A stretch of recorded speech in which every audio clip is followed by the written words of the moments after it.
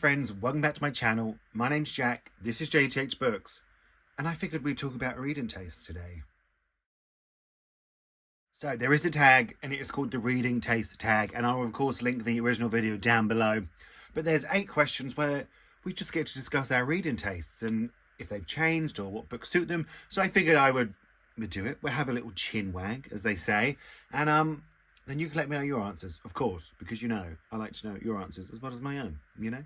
I don't want to just talk to myself, I want to talk to you. So let's start with the first question. I hate this first question. It's describe your reading taste in one sentence. When have you ever known me to just talk in one sentence? I talk about like a paragraph at a time, just about one thing. Describe my reading taste in one sentence. Maybe I should have thought of this beforehand. How about this? Queer literary fiction that will make me cry. I think that sums it up pretty well. I could have added beautifully written in there, but I think that sums it up well. Queer literary fiction that's going to make me cry. Yeah, we'll go with that. That's not a great way to live, though, is it? What?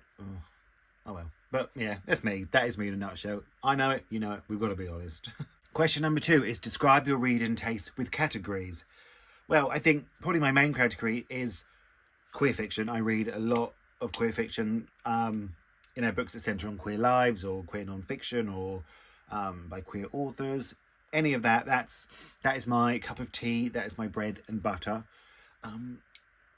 Literary fiction is very much my taste, but I don't sort of really read enough of it, or I think I read more of it than I do. I'm not quite sure, but I always love it when I read it, but I find myself never really sort of picking it up that much. And I guess I buy a lot of young adult books, but I'm not necessarily reading them like I used to.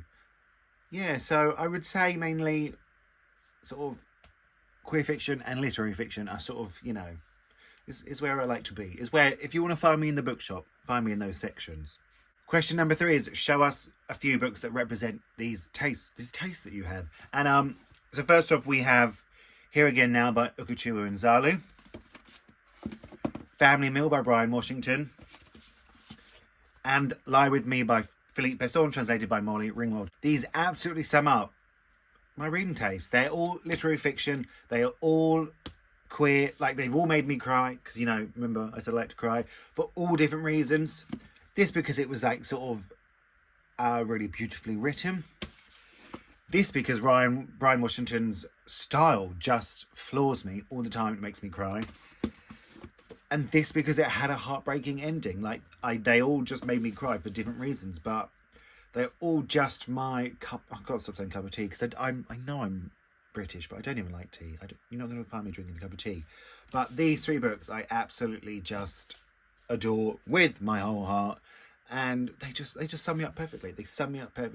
Translator fiction, diverse fiction, they're just it. They're it. What more can I say? They're it.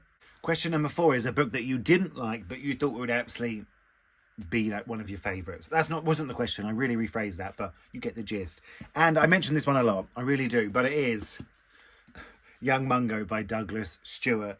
I just thought this was going to be one of my favourite books of all time, and I didn't really like it that much. I even got like a signed personalised edition. It cost me a lot of money. And I know I've talked about this one on this channel before for probably similar questions, but it was just like, for me, it doesn't do what the cover promises. I think this is what I've just sort of damaged the book a little bit. I just think this is one of the best covers of all time. I will gladly admit that, but I didn't love, but I will show you the cover again, because I'm talking about it and I didn't show it. I just think this is one of the best covers, but the insides, Oh, I wanted to love it so badly, and like I said, I thought I would, but I just didn't. I read this like 2-3 years ago, maybe 2, when did it come out, and I'm still in shock that I didn't like it, really. Well, I don't know when it's published, but I'm still in shock. I'm not even bothered to look it up, because that's much I didn't like it. Next up is a book that you didn't think you would enjoy, but you ended up really enjoying. Now this was a book that I wanted to enjoy. I just didn't think I would. It's not really my I was need to say cup of tea again. My goodness. It's not really my taste, shall we say, since we're talking about reading tastes. It was The Road by Cormac McCarthy. Now, you all voted this for me. I read it in a reading vlog. I'll link that down below. But I just didn't think I would enjoy this. And I really did. I really did. I loved it. It was scary, and that's why I didn't think I'd enjoy it. I even said in the reading vlog, I'm going to have to stop because I'm scared. But it was just brilliant. It was just brilliant. It was really gripping. It was really emotional. It was really atmospheric. I think it had so much to say. I didn't think I would love this, but I loved it. I loved it. And again, thank you all for voting for it, because I probably never would have read it. Question number 6 is, show us some books on your TBR that you think will be your taste. Now, first up we have In the Absence of Men by Philippe Besson, translated by Frank Wynne. Now, just because I love Lie With Me so much, I've assumed this is going to be my taste. It's a short little thing. I'm absolutely scared to read it because I really don't want to hate it. And if I did hate it, I really don't know what I'd do. I really don't know. I'd just be devastated. I think one of the best covers. But I have decided this will absolutely be 5 stars. Absolutely my taste. Just because I love Lie With Me so much. I assume I'm going to love everything he's done. And I assume me and this book will be best friends. That's the truth.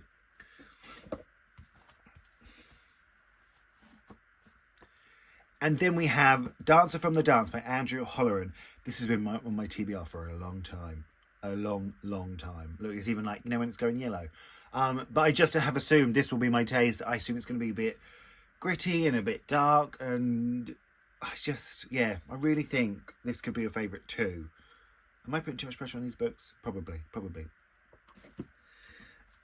And then because I loved... because I am the sort of boy that's been looking for queer historical fiction for a long time that I really like, and I have found a couple this year with The New Life by Tom Crew and In Memoriam by Alice Wynne. So we have The Scottish Boy by Alex de Campi. Massive, absolutely massive. But I just heard brilliant things. This is historical. This is 1333. This is historical. I've heard it's gritty and it's sexy and I just have high hopes. I mean, it's obviously a book I'm going to have to read over a 6-year period because of the size of it, but yeah, this is I think this could be, follow the trend of the ones I've loved recently. Hopefully, please, come on.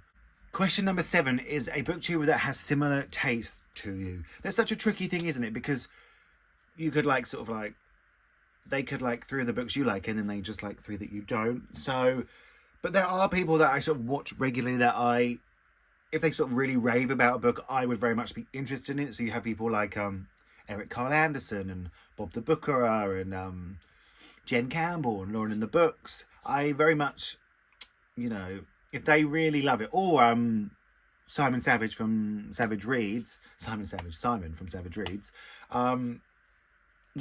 if they sort of say a book's good, I probably will pick it up.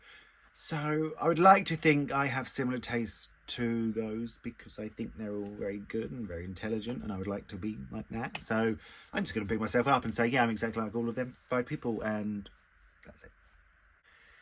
Now, question number 8, the last question, don't worry, this is the last one, is have your reading tastes stayed the same or have they changed? And my reading taste has very much changed. I was very much like, there's a sort of like a book club here, like Richard and Judy's book club, and if I saw a book and it had a sticker on, I very much would probably pick one of them up. I very much sort of used to like sort of historical books, sort of the centered with women at the forefront, and I still would read them, but they were sort of like Catherine Webb here. I would still absolutely read Catherine Webb, but I'm waiting for Catherine Webb to release another book. But very much sort of that style. But I really don't read much of that anymore. I would sort of pick any one of them up, but now I would only really pick up Catherine Webb ones. I am still waiting. But my reading taste has changed. I never used to read queer books, and now I have shelves and shelves full of them. I never used to read non-fiction. Now I make sure I read a non-fiction book every month. I was sort of very much sort of a YA fantasy kind of boy. And while I still will dabble, and The Hunger Games is still the greatest thing on this planet, I don't really read any of that anymore. So my reading tastes have really, really, really changed. And I'm really pleased because I really have found books that I love because they have changed. Like, old me would have never read any of these books. I probably would have just I wouldn't have even picked them up in the bookstore, and now some of them I own multiple copies of. So yeah, my reading tastes really have changed, and I think so much for the better, and I'm pleased, and I wouldn't want to be the same as I was when I was reading those other kind of books. So there you have it, 8 books all about my reading taste. Let me know your answers to any of these questions. Have your reading taste changed? What books sum you up best? What's a book you thought you'd love and you absolutely didn't? Let me know. We always like to have a good chat, don't we? Thank you all so much for watching. Feel free to like and subscribe, please, please, please. That really helps. Just like this. You just see that little thumb, then you go ding. You can even make the little ding noise yourself if you like. And I'm going to speak to you all really, really soon.